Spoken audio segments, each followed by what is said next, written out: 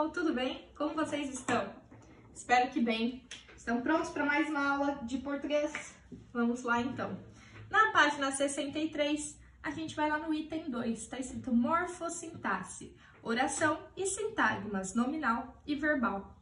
Ele pergunta assim para você, ó. Alguma vez você deve ter se deparado com a pergunta: o texto é organizado em versos ou em prosa? Qual é a diferença fundamental, então?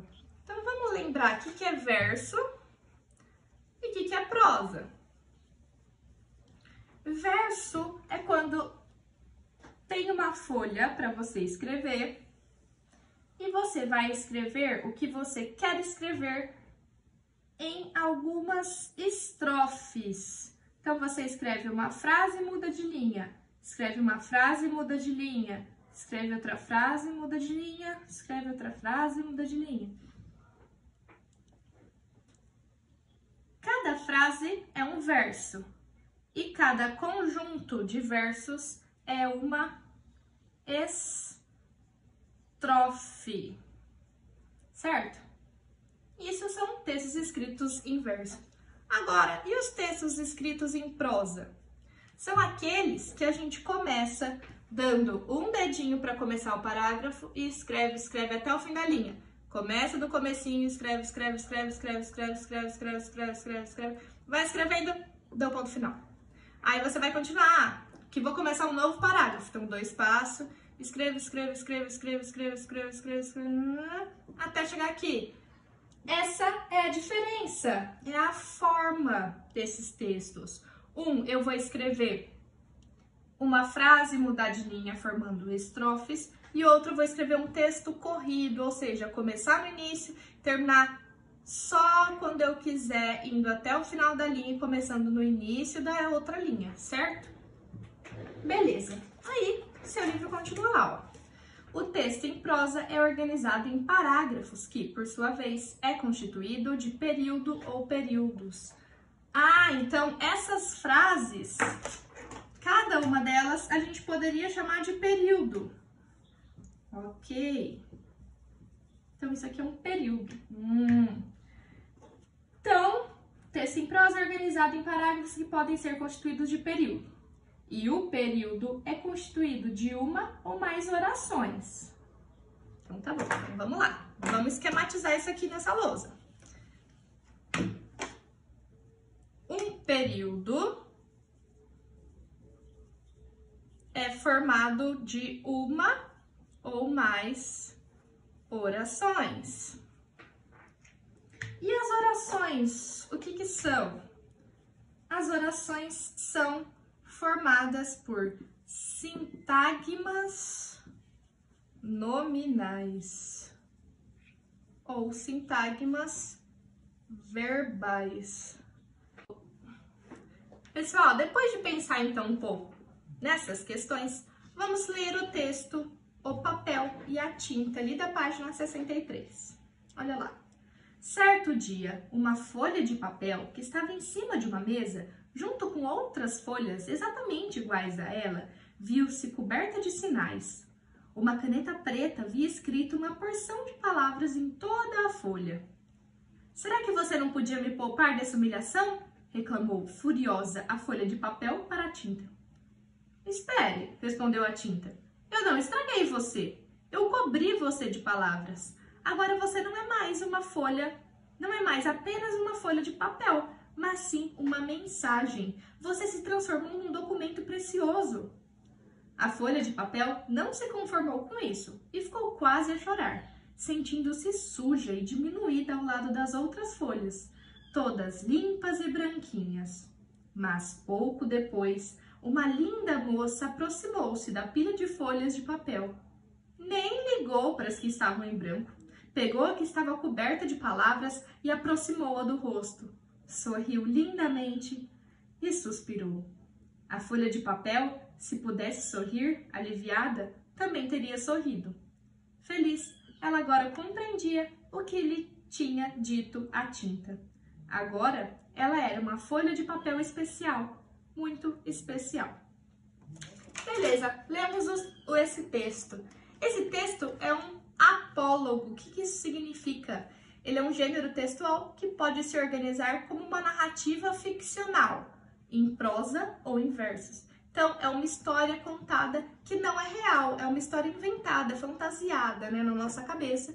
E ela pode estar escrita em prosa, igual a gente viu, ou em versos, igual a gente viu também.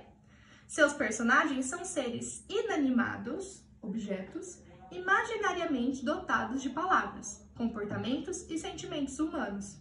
O apólogo se aproxima muito do gênero fábula, confundindo alguns leitores, porque ambos apresentam uma lição de moral. Ok, sabendo disso, você vai responder o exercício 1, em que você vai ter que preencher o quadro com os elementos da narrativa, certo? Esse aí tá fácil. Depois você vai responder o exercício 2. Vamos ler para entender o que se pergunta. Releia o trecho em que há o diálogo entre a folha de papel e a tinta. A. Como se organizam as falas dos personagens no texto? Então, você vai ter que me dizer se essa fala é feita de maneira direta entre os personagens ou de maneira indireta. Na B, tá perguntando assim, ó, quais recursos diferenciam as falas dos personagens das partes do narrador? Então, que parte do texto ali, do que está escrito, que eu consigo ver que foi o narrador, que é o narrador que está falando ou que é o personagem? Que elemento do texto? Vai ter que me falar. E na C está perguntando qual é a função de formas verbais como reclamou e respondeu na organização das falas. Lá na página 65, você também tem que responder o exercício 3, que está perguntando para você qual que é a relação entre a lição da tinta, esse texto que a gente acabou de ler, e o papel da escrita em nossa sociedade. Você vai refletir um pouquinho, pensar e responder aí pra gente, certo? Vamos continuar. Na página 65, tem lá o box conceituando. Tá explicando pra gente o que é uma oração e o que é um período. Oração é uma unidade constituída em torno de um verbo ou locução verbal em uma sequência textual ou texto. Simplificando isso tudo que está falando aí, uma oração é uma frase que possui um verbo ou locução verbal.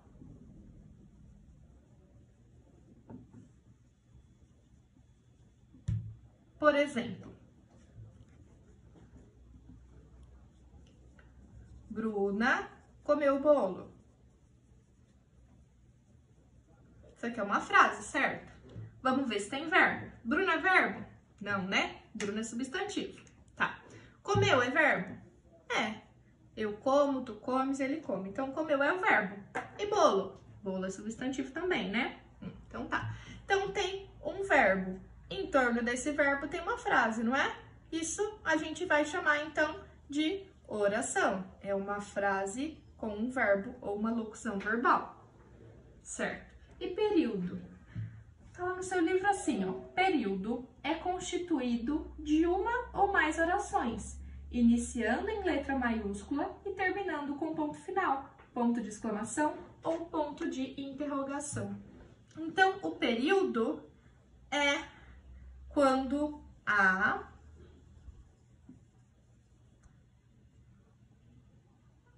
uma ou mais orações.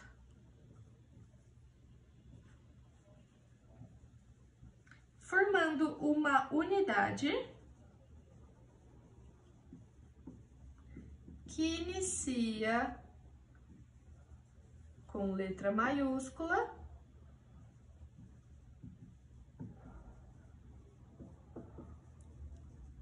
e termina